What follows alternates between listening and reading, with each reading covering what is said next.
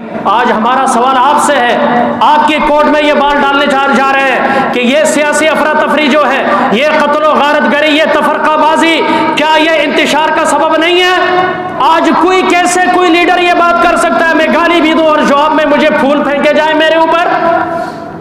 میں کسی کے خلاف بکواس بھی کروں اور لوگ مجھے عزت دیں، پھر وہی ہوگا، کبھی انڈا پڑے گا، کبھی ٹماٹر پڑے گا اور کبھی جوتی ماری جائے گی۔ قرآن کیا کہتا ہے؟ تم ان کے جھوٹے خداؤں کو گالی مت دو، بولے ان کے جھوٹے خداؤں کو گالی مت دو، جواب میں تمہارے حقیقی خدا کو گالی دیں گے۔ ہمارا دین یہ سکھاتا ہے مسلمانوں میں دو چیزیں جمع نہیں ہو سکتی، یاد رکھنا، مسلمان ہو اور اس کے اندر اشتعال ہو، یہ نہیں ہو سکتا، مسلمان ہو اور بزدل ہو، یہ نہیں ہو سکتا۔ بزدلی اور انتشار، اشتعال مسلمان میں نہیں ہو سکتا۔ وحشی بن حرب جنہوں نے حضرت امیر حمزہ کے لاش کا مسئلہ کیا، ٹکڑے کیے، سامنے آتا ہے نبی کا غصہ بڑھنا چاہیے کہ ختم ہونا چاہیے؟ لیکن کیا فرما رہے ہیں؟ تیرا ایمان بھی مجھ محمد کو قبول ہے، تیری توبہ بھی قبول ہے، صدق کے دل سے کلمہ پڑھ لے، اللہ سارے گناہوں کو معاف کر دے۔ اللہ ارشاد فرماتے ہیں نبی جی، فَبِمَا رَحْمَةٍ مِّنَ اللَّهِ لِنْتَ لَهُمْ، بس یہ اللہ کی رحمت ہی تھی کہ اللہ نے آپ کو نرم دل بنایا، نرم خو بنایا، نرم طبیعت کا مالک بنایا۔ وَلَوْ كُنْتَ فَظًّا غَلِيظَ الْقَلْبِ، اگر آپ ترش روح ہوتے، درست رویے کے مالک ہوتے، نبی سے کہا جا رہا ہے، توجہ کے ساتھ ترجمہ سمجھے، بات سمجھ میں آئے گی۔ اگر آپ سخت ہوتے، آپ کا رویہ ٹھیک نہ ہوتا تو کیا ہوتا؟ لَنْفَضُّوا مِنْ حَوْلِكَ، تو یہ صحابہ آپ کے پاس سے منتشر ہو جاتے۔ کیا ہو جاتے ہیں؟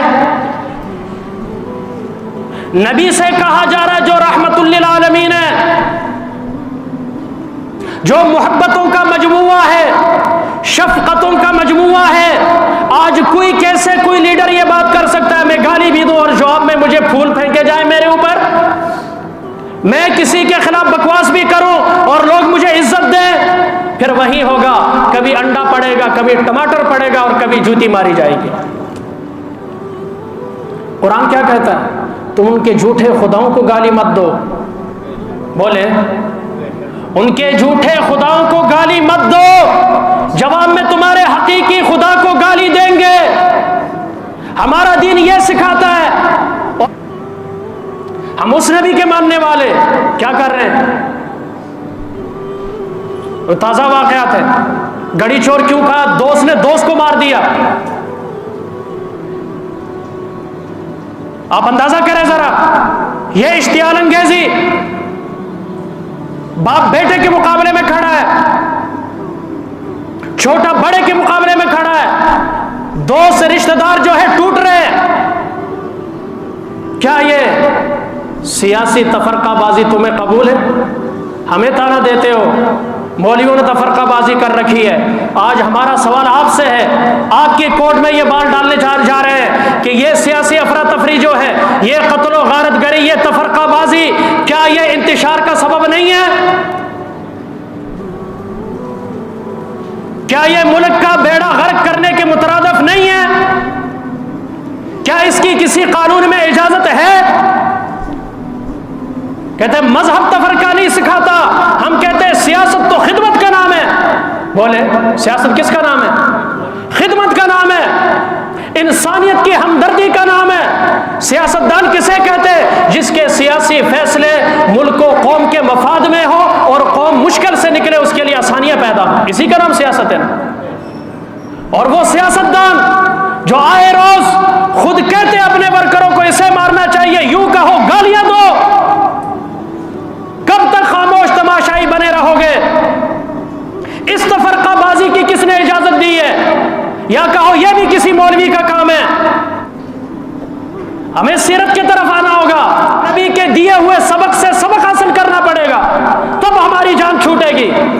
سنیں ذرا جنہوں نے نبی کے، پہلے بھی واقعہ سنا چکا ہوں، پھر موقع مناسبت سے، کہ جنہوں نے نبی کی شاگردگی اختیار کی تھی، میدان جنگ حضرت علی حضرت معاویہ آمنے سامنے، شاگرد نبی کیے ہیں، سبق نبی سے پڑھا ہے، کہتے سبحان اللہ۔ میدان جنگ ہے، روم کے بادشاہ کو پتا چلتا ہے کہ علی اور معاویہ میں جنگ ہے، وہ حضرت علی سے تو ڈرتا تھا، علی شیر خدا ہے، نبی کے زبانی ہے، فاتح خیبر ہے، حیدر ہے، صفدر ہے، کوئی عام انسان تو نہیں ہے، وقت کا نامی گرامی، دنیا جہان کا کوئی کتنا بڑا پہلوان ہو، علی کا ایک وار کا مقابلہ نہیں کر سکتا۔ کہا معاویہ اگر تو چاہتا ہے تو میں تیرے ساتھ مل کر علی کے خلاف لڑنا چاہتا ہوں۔ تو یہ بھی نبی کے شاگرد ہیں، کاتب وحی ہیں، کوئی عام انسان نہیں، خال المسلمین ہے، جن کی بہن میرے نبی کے عقد میں ہے، نکاح میں ہے، امت کی ماں ہے۔ خط لکھا، اور رومی کتے خبردار، اگر علی کی طرف میلی آنکھ سے دیکھا تو میں علی کے ساتھ اختلاف کو بھول جاؤں گا، تیرے مقابلے میں علی کے جھنڈے تلے جو پہلا سپاہی جنگ کے لیے نکلے گا وہ امیر معاویہ ہوگا۔